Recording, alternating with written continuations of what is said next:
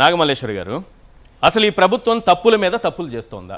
జగన్మోహన్ రెడ్డి గారిని అడ్డుకోవాలని ప్రయత్నంలో అనేక పొరపాట్లు చేసుకుంటూ వెళ్తోందా? వాళ్ళ గోతులు వాళ్లే తవ్వుకుంటున్నారా? ఈరోజు తవ్వినటువంటి గోతులు చూస్తే ఏమనిపిస్తుంది?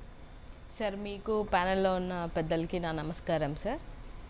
మీరు అన్నట్టుగా గమనిస్తే ఇప్పుడు కాకాని గారిని అన్యాయంగా అరెస్ట్ చేయడం అనేది ఒక తప్పు. రెండో తప్పు, ప్రసన్న కుమార్ రెడ్డి గారు వాళ్ళ ఇంటి మీద అన్యాయంగా దాడి చేయడం తప్పు. రెండు తప్పులు చేసి మళ్ళీ జగన్మోహన్ రెడ్డి గారు వెళ్ళడానికి చూడడానికి వెళ్తుంటే మళ్ళీ జనాలని లేకపోతే జగన్మోహన్ రెడ్డి గారిని ఆపాలని చేస్తుంది ఇంకొక తప్పు. అంటే ఒక తప్పు చేసేది కాకుండా ఆ తప్పుని ఇంకా సమర్థించుకోవడానికి ఇంకో తప్పు, ఆ తప్పుకి ఇంకొక తప్పు. అంటే ఇలా తప్పులు చేసుకుంటూ వెళ్ళిపోతే ఏదో ఒక రోజు జనాలకైతే 100% దొరుకుతారు సార్. ఓకే, వీళ్ళ తప్పులు ఇప్పుడు ఓపెన్ గా తెలిసిపోతున్నాయి కదా అందరికి. అలా అయితే ప్రజాకోర్టులో శిక్ష. ఒకసారి మన వచ్చినటువంటి కార్యకర్తల్ని అభిమానుల్ని ఏ విధంగా కొడుతున్నారు అన్న ఒక విజువల్స్ ఏమన్నా ఉంటే ఒకసారి చూపించండి సార్. ఎంత ఘోరం అంటే వాళ్ళు ఏమన్నా టెర్రరిస్ట్లా, ఏదో పాకిస్తాన్కి ఏమంటే కంచెలు అడ్డు పెట్టినట్టుగా కంచెలు అడ్డు పెట్టాల్సినటువంటి అవసరం ఏముంది సార్? మీరు చెప్పినట్టుగానే 10 మంది వచ్చారు, 10 మందే వచ్చారు, కానీ ఆ 10 మందికి 10,000 మంది యాడ్ అయ్యారు. మీకు అది కనిపించట్లేదా?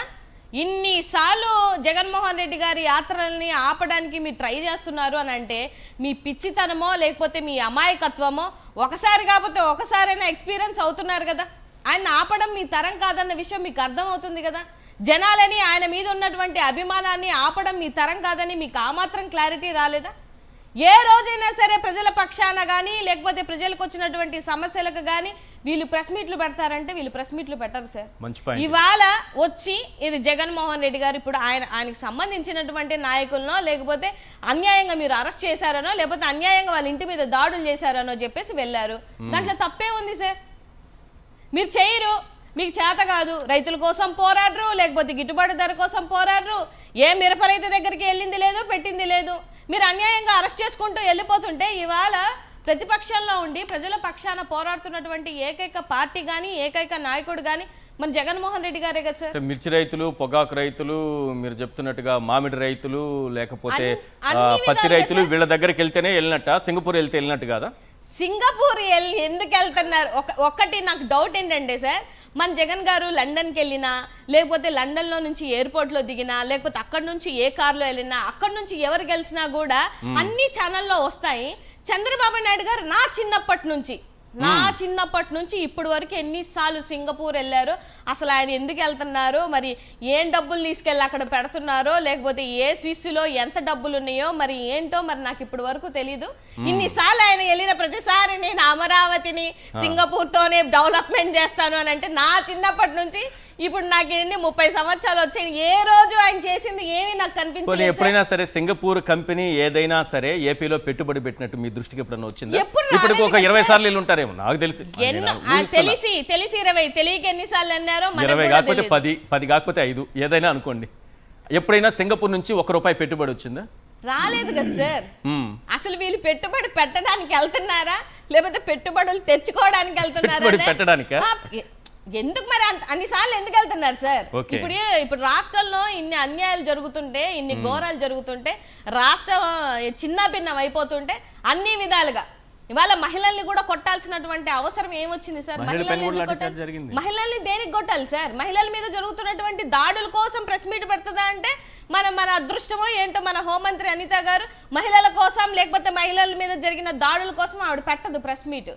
ఓన్లీ జగన్మోహన్ రెడ్డి గారి కోసం మాట్లాడడానికి మాత్రమే ఆవిడ వచ్చి ప్రెస్ మీట్ పెడతారు.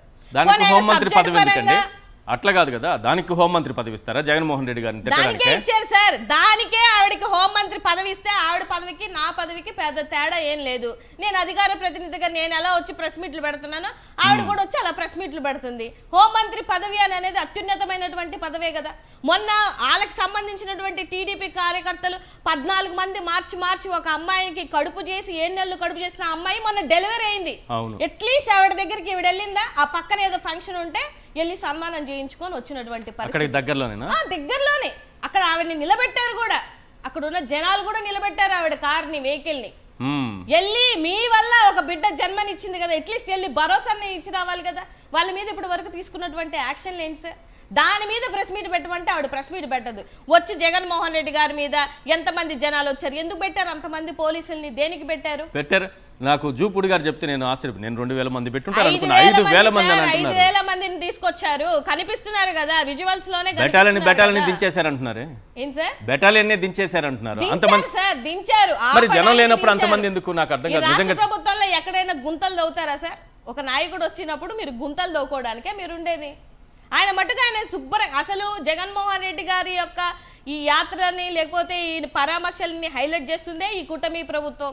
ఆయన మట్టుగా ఆయన సాఫీగా వెళ్ళిపోతున్నటువంటి విషయాన్ని అనవసరంగా ఆయనకి సెక్యూరిటీ ఎక్కడ లోపం చేసుకుంటూ మేము రానివ్వము, మేము గాల్లో లేపేస్తాము, లేకపోతే మిమ్మల్ని ఆపేస్తాము, మిమ్మల్ని లేకుండా చేస్తామని ఇలాంటి డైలాగులు కొట్టి జనాలని ఆయన నాయకుడు కోసం ఏం జరుగుతుందా అన్న ఒక భయంతో మేమందరం ఇంతమంది జనాలు అక్కడికి వస్తున్నారు. అందులో తప్పేముంది సార్? ఇవాళ దేనికి వెళ్తున్నారు, ఎందుకు వెళ్తున్నారు అంటే ప్రజల సంక్షేమం ఏంటి, రాష్ట్రంలో ఉన్నటువంటి సంక్షేమ పథకాలు ఏంటి, మీరు ఇస్తానన్న సూపర్ 6 ఏంటి, లేకపోతే 143 పథకాల పరిస్థితి ఏంటి, ఆడబిడ్డ యొక్క రక్షణ ఏంటి, వీటి దగ్గర వాళ్ళ దగ్గర ఒక్క సమాధానం ఉండదండి. ఒక్క ప్రెస్ మీట్ పెట్టి కూడా సమాధానం ఇవ్వలేరు వీళ్ళు. అది కాకుండా అన్నెసరీ మాటలు, అన్నెసరీ టాక్స్. ఇదిగోండి వీళ్ళు ఇప్పుడు వచ్చి పెట్టారు కదా సార్ చెప్పినట్టుగా 4-5 వచ్చి ఏదో పెద్ద ఘనకార్యం సాధించినట్టుగా వీళ్ళు వచ్చి ప్రెస్ మీట్లు పెడుతుంటే ఇవన్నీ రాష్ట్రంలో ఉన్నటువంటి ప్రజలు గమనించారా సార్? రైట్.